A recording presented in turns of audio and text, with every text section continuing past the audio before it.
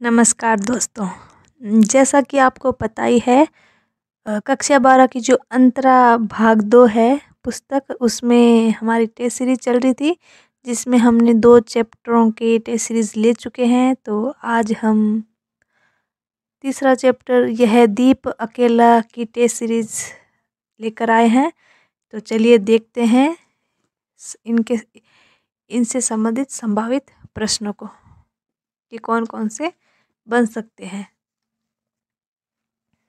प्रश्न नंबर 1 है, यह दीप अकेला कविता के रचनाकार कौन है? ए जयशंकर प्रसाद, ब सच्चिदानंद हीरानंद वात्स्यायन अगेय, स महादेवी वर्मा, द सूर्यकांत त्रिपाठी निराला।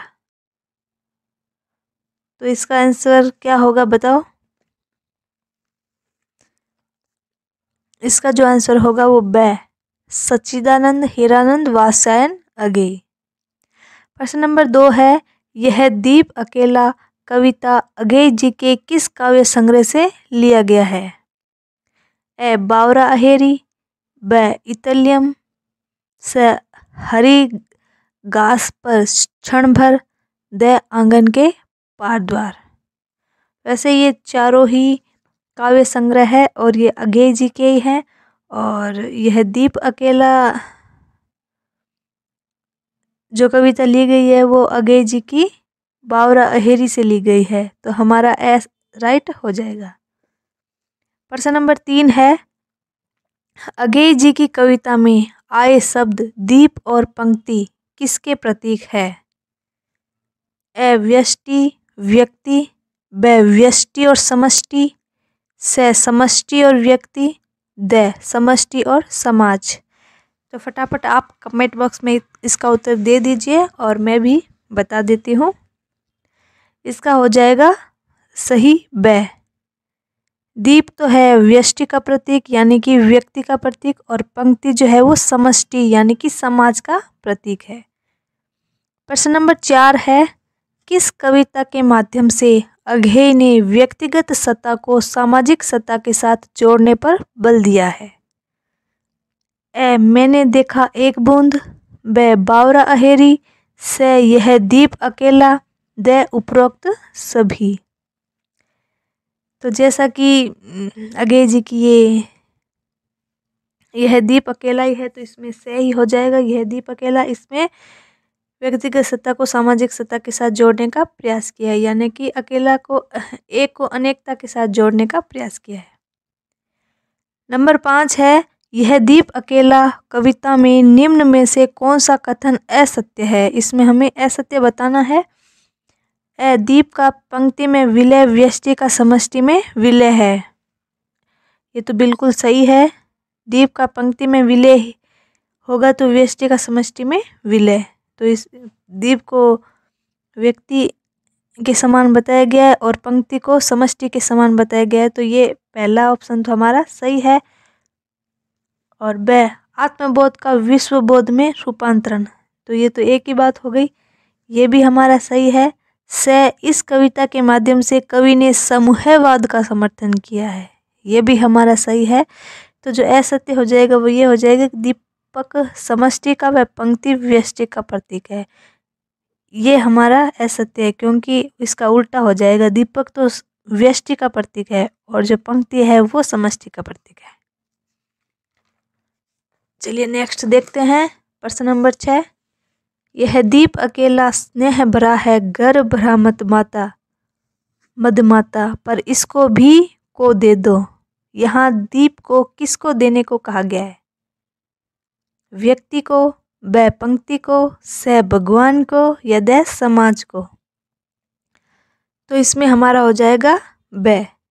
यह दीप अकेला स्नेह भरा है घर भरा मत माता, पर इसको भी पंक्ति को दे दो। प्रश्न नंबर 7 है, पनडुब्बा ये मोती सच्चे फिर कौन कृति लाएगा? में पनडुब्बा शब्द का क्या अर्थ है? ए गोताखोर, ब एक जल पक्षी, स ए व दोनों, द सागर। तो इसमें हमारा राइट आंसर हो जाएगा स। इसमें पनडुब्बा को गोताखोर भी कहते हैं और एक जल पक्षी भी कहते हैं। प्रश्न नंबर 8 है, यह दीप अकेला कविता किस प्रकार की कविता है? ए प्रयोगवादी, ब छायावादी, स प्रगतिवादी, द सभी।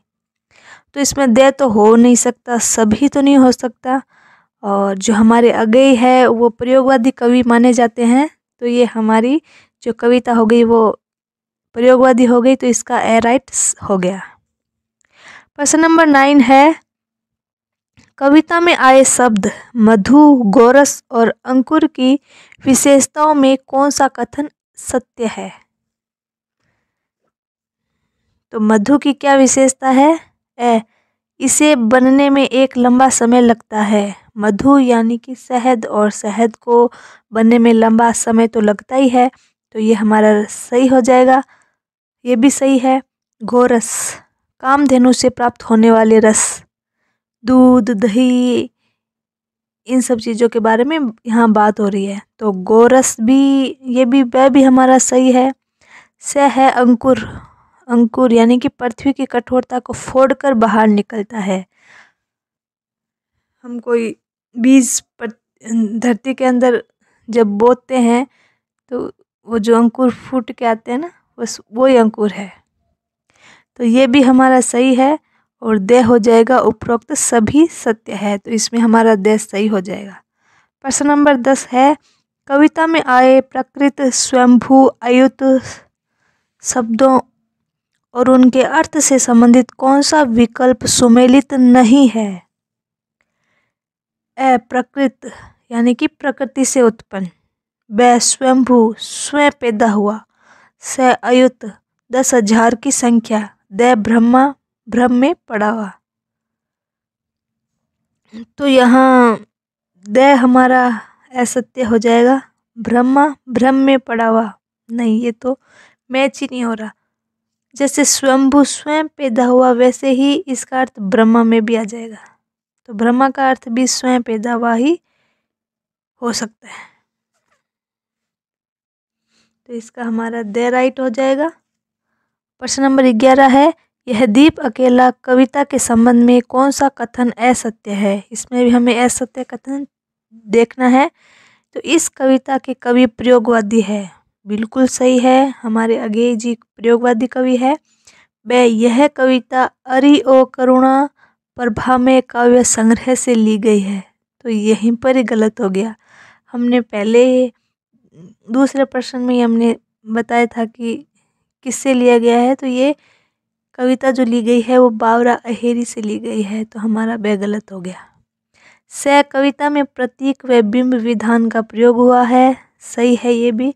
द कवि ने दीप को स्नेह भरा है, गर्व भरा मत माता कहा है, ये भी सही है, तो हमारा इसमें ब गलत हो जाएगा। प्रश्न नंबर 12 है, धरती को चीर कर निकलता हुआ अंकुर निर्भय होकर किसकी तरफ ताकता रहता है? चंद्रमा की तरफ, ब सूर्य की तरफ, से पृथ्वी की तरफ, द स्वयं की तरफ। तो इसमें हमारा सही हो जाएगा ब सूर्य की तरफ। प्रश्न नंबर 13 है, यह दीप अकेला कविता में दीपक को निम्न में से किस उपमानों के समान बताया गया है या तुलना की गई है? यानी कि यह दीप अकेला में इसके कई उदाहरणों के माध्यम से इस दीप के बारे में समझाया गया है, तो वो कौन कौन से हैं? तो इसमें पंडुबा, समिधा, ब मधु, गोरस, अंकुर, स प्रकृत, स्वयंभू, ब्रह्मा, अयुत, द उपरोक्त सभी, यानी कि इन सभी से उपमान बनाकर दीप की तुलना की गई है। तो आज के लिए इतना ही। नेक्स्ट हम अगेय जी की जो दूसरी रचना है, मैंने देखा एक बूंद, से संबंधित संभावित प्रश्नों को लेकर आएंगे। तो धन्यवाद दोस्तों। अगर ये टेस्ट सीरीज आपको अच्छी लगे तो इसे लाइक करें, शेयर करें और मेरे चैनल को सब्सक्राइब जरूर कर लें। धन्यवाद। जय हिंद, जय भारत।